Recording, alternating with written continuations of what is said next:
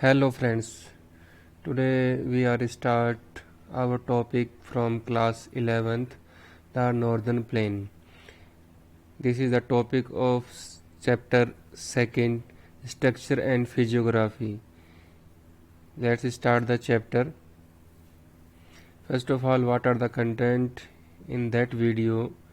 The construction of Northern Plain, the structure of Northern Plain, division of the Northern Plain, regional division of the Northern Plain, and landform of the Northern Plain.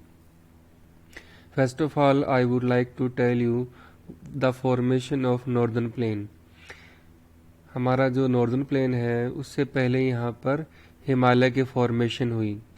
अगर मैं बताना चाहूँगा कि जो हमारा जो India थी उसको हम ये इंडो ऑस्ट्रेलियन प्लेट है, और ऊपर वाली जो प्लेट है जो हमारी क्या थी, यूरेशियन प्लेट, और बीच में क्या था आपका, टेथिस सी। तो यहाँ पर जो इंडो ऑस्ट्रेलियन प्लेट है वो किस तरफ मूवमेंट कर रही थी, यूरेशियन प्लेट की तरफ, और यूरेशियन प्लेट क्या थी, स्टेबल थी, इसमें किस तरह का मूवमेंट नहीं था। अब यहाँ पर बीच में आपका क्या था, टेथिस सी, और यहाँ से जो रिवर्स है वो अपना सारा सेडिमेंट डिपोजिशन कहाँ ला रही थी, आपके टेथिस सी के अंदर। बट जैसे जैसे जो इंडो ऑस्ट्रेलियन प्लेट है उसका मूवमेंट होता गया नॉर्थन डायरेक्शन की तरफ, ये जो गैप है वो कम होता गया। And after that there is a development of Himalaya mountain. तो यहाँ पर बीच में जो गैप था, टेथिस सी है, वहाँ पर फोल्ड माउंटेन है जो हिमालय माउंटेन है, उसका डेवलपमेंट हुआ अलोंग विद द वैली। अब यहाँ पर जो हिमालय माउंटेन है उसके नॉर्थ के अंदर एक वैली की फॉर्मेशन हुई, एक घाटी बन गई। अब यहाँ बताना चाहूँगा कि जो हिमालय माउंटेन है यहाँ पर इसकी 3 रेंजेस हैं। It divide into 3 range. जो सबसे ऊपर है नॉर्थन है वो आपका हिमाद्री है, सेकंड है वो आपका मिडल हिमालय है, और थर्ड है वो आपकी क्या है, शिवालिक। थर्ड क्या है, शिवालिक। और यहाँ पर बीच में एक वैली बन गई, एक गहरी घाटी बन गई। अब यहाँ से जो रिवर है, ग्लेशियर्स है, वो मेल्ट होके कहाँ पे आने लग गए, इस वैली के अंदर, और अपना डिपोजिशन है वो यहाँ पर वो करती गई। और यहाँ पर डिपोजिशन मिलियंस ईयर के बाद में ये पूरा फिलअप हो गया। और ऐसे ही जो साउथ इंडिया की रिवर है उनका डिपोजिशन भी यहाँ पर होता गया। तो इस तरह से यहाँ पर हम देखेंगे जो deposition of alluvial soil, deposition of alluvial soil. तो एलिवियल सॉइल के डिपोजिशन की वजह से यहाँ पर आपका जो नॉर्दर्न प्लेन है उसकी फॉर्मेशन हुई। अब यहाँ पर नॉर्दर्न प्लेन की फॉर्मेशन होने के बाद में मैं बताना चाहूँगा यहाँ पर there is a role of 3 important river. जो आपका हिमालय माउंटेन है उसके साथ में 3 रिवर सिस्टम है वो डेवलपमेंट हुआ। यहाँ पर देखेंगे कि इस तरफ आपका इंडस रिवर है, उसकी ट्रिब्यूटरीज हैं, फिर यहाँ पर गंगा रिवर है उसकी ट्रिब्यूटरीज हैं, और थर्ड है आपका ब्रह्मपुत्रा रिवर। तो यहाँ पर आपकी इंडस है, और दूसरी है गंगा, और तीसरी है ब्रह्मपुत्रा। तो इन तीनों के रिवर्स के डिपोजिशन से यहाँ पर आपके पूरे नॉर्थ इंडिया में एक प्लेन एरिया डेवलप हुआ। एलिवेल डिपोजिशन की वजह से यहाँ पर डेवलपमेंट हुआ, जिसको कि हम क्या जानते हैं, नॉर्दर्न प्लेन। तो यहाँ पर जो नॉर्दर्न प्लेन है उसमें जो कंस्ट्रक्शन है हम देखते हैं यहाँ पर, it is the role of 3 important river, the Indus river, the Ganga river, the Brahmaputra river. और यहाँ पर डिपोजिशन किसका हुआ, अलिवियल। तो अलिवियल को हिंदी में जलोढ़ मिट्टी भी बोला जाता है, जो कि आपके नॉर्दर्न प्लेन्स के अंदर डिपोजिशन हुआ है। Now that plain area divide into regional division as per river. तो यहाँ पर जो most of the part of Indus river alluvial deposition in Pakistan. तो इंडस रिवर का मोस्टली जो पार्ट है वो कहाँ पर फ्लो होता है, आपका पाकिस्तान, और पाकिस्तान में ही इसी का डिपोजिशन है, एलिवियल ऑयल सॉइल एरिया है। तो यहाँ पर हम बात करेंगे इंडिया की। तो इंडिया के अंदर अगर डिवीजन की बात करें तो यहाँ पर आपके along with the Indus river that is a northern plain. फिर दूसरी हम बात करेंगे पंजाब हरियाणा प्लेन। फिर हम बात करेंगे गंगा के, तो गंगा के अंदर 3 पार्ट्स में इसका डिवीजन है, upper Ganga plain, middle Ganga plain और लोअर गंगा प्लेन। फिर इसमें हम थर्ड बात करेंगे ब्रह्मपुत्रा रिवर। तो ब्रह्मपुत्रा रिवर स्पेशली आपका अरुणाचल प्रदेश है, आपका आसाम एरिया है, और बाद में गंगा रिवर है और ब्रह्मपुत्रा रिवर है, वो दोनों मिल जाती हैं आपका बांग्लादेश में। तो यहाँ पर थर्ड कैटेगरी में आपका जो बांग्लादेश है जो पार्ट बनता है लोअर गंगा प्लेन। तो इस तरह से इसका डिवीजन है। तो यहाँ पर मैं इसकी अगर फिजिकल स्ट्रक्चर की बात करूँगा आपके नॉर्दर्न प्लेन की, तो यहाँ पर देखिए जो नॉर्दर्न प्लेन है इंडिया का, उसमें फिजिकल स्ट्रक्चर, लंबाई, चौड़ाई, लेंथ, ब्रीथ इसकी बात करेंगे तो ये देखिए यहाँ बताना चाहूँगा मैं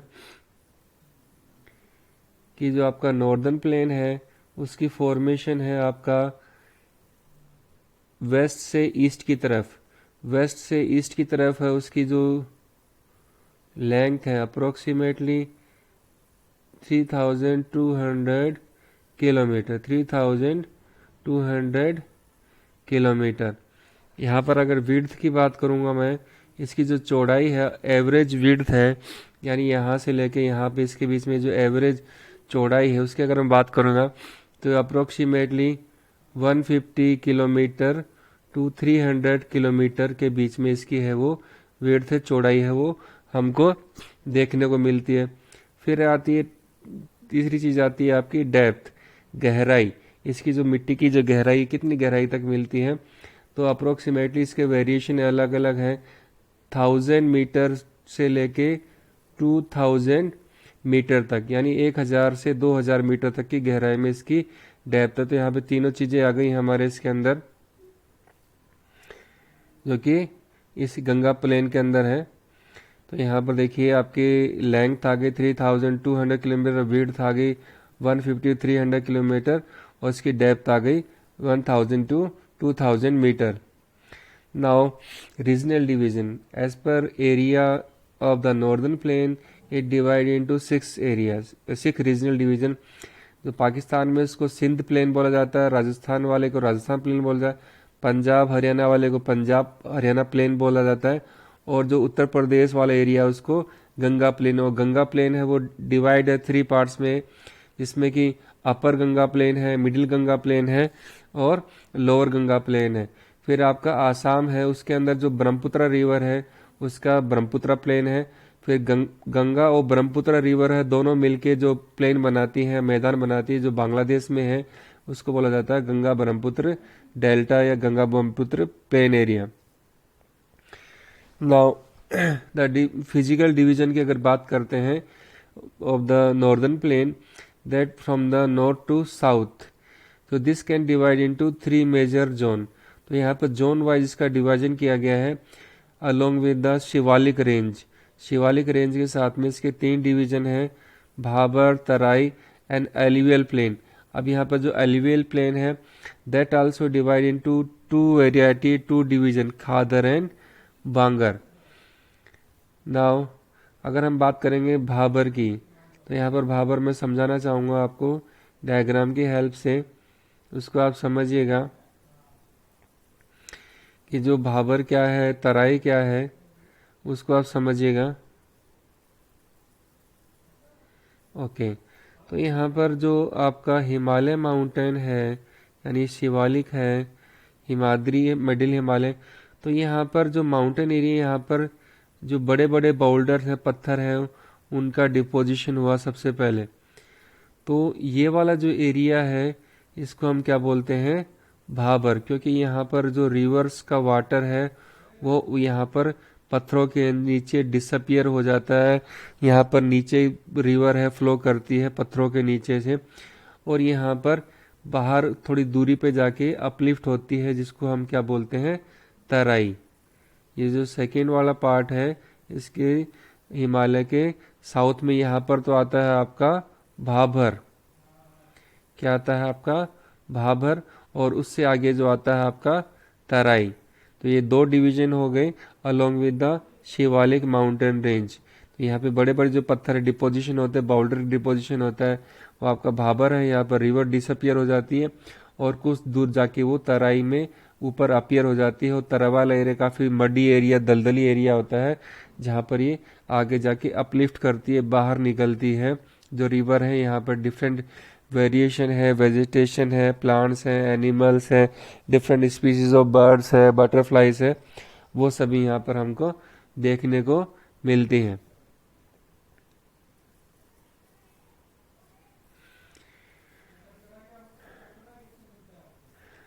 Now, Bhabar is a narrow belt ranging between 10 to 8 to 10 kilometre पहले शिवालिक फुट हिल, जो शिवालिक माउंटेन रेंज है ईस्ट से वेस्ट के बीच में, तो वहाँ पर उसके पैरेलल में ही ये इसकी चौड़ाई है 8 से 10 किलोमीटर, वो उसमें हमको मिलती है। स्पेशली आपके जो स्ट्रीम्स हैं वहाँ पर रिवर के वहाँ पर डिसअपियर हो जाती हैं, क्योंकि वहाँ बड़े बड़े क्या पत्थर हैं, बाउल्डर्स हैं, तो इसलिए वहाँ पर उसको भाबर एरिया बोला जाता है, जो कि शिवालिक रेंज के 8 से 10 किलोमीटर का एरिया है।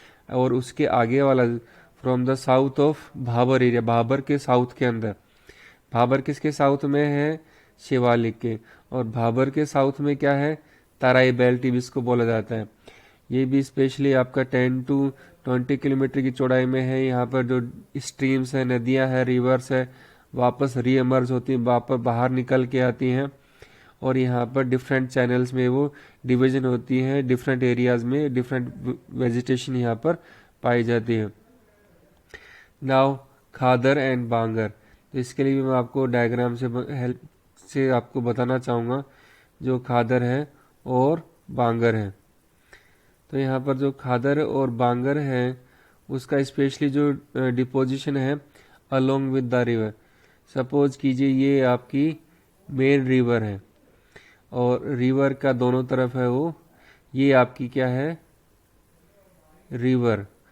अब रिवर है पूरे साल भर एक पर्टिकुलर एरिया में बहती है, पर ड्यूरिंग द मानसून, जब बारिश का टाइम आता है, बारिश, तो यहाँ पर रिवर का वाटर लेवल बढ़ जाता है, उसकी चौड़ाई बढ़ जाती है ड्यूरिंग द मानसून सीजन। तो यहाँ पर दोनों तरफ ये चौड़ाई बढ़ जाती है। यहाँ पर आपका जो है फ्लड वाटर, जो आपका बाढ़ का पानी है, यहाँ पर इस एरिया तक पहुँच जाता है। तो यहाँ पर with the flood there is a deposition of new alluvial soil. तो यहाँ पर न्यू एल्यूवियल सोइल है, उसका डिपोजिशन होता है इस एरिया के अंदर। तो ये जो ने है उसको हम क्या बोलते हैं, खादर। जहाँ पर नई जो एल्यूवियल सोइल है उसको डिपोजिशन हुआ है, वो हमारा क्या हो गया, खादर।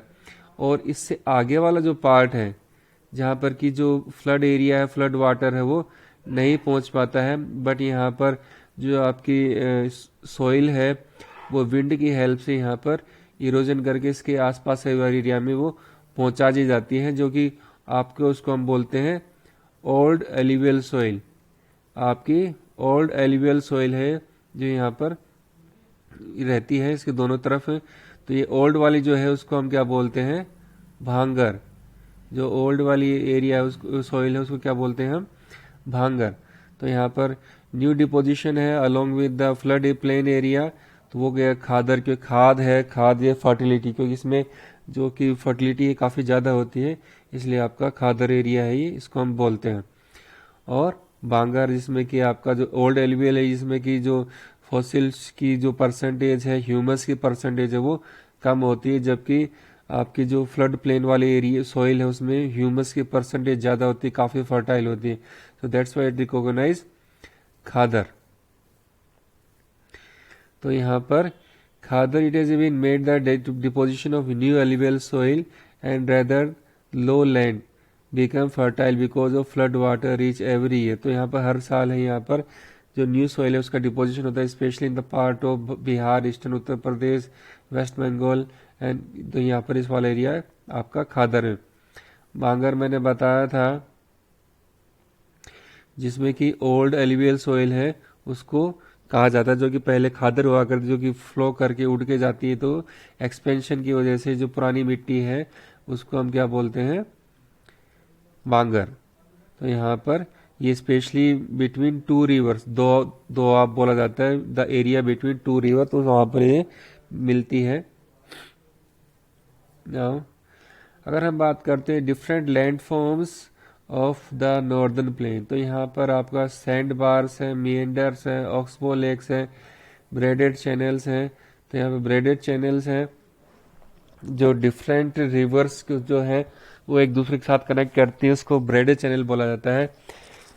फिर आपका जो रिवराइन आइलैंड, जो रिवर के बीच में जो आइलैंड होता है उसको रिवराइन आइलैंड बोला जाता है। फिर ब्रेडेड स्ट्रीम में डिफरेंट छोटी छोटी नदियां हैं वो यहाँ पर फ्लो करती हैं।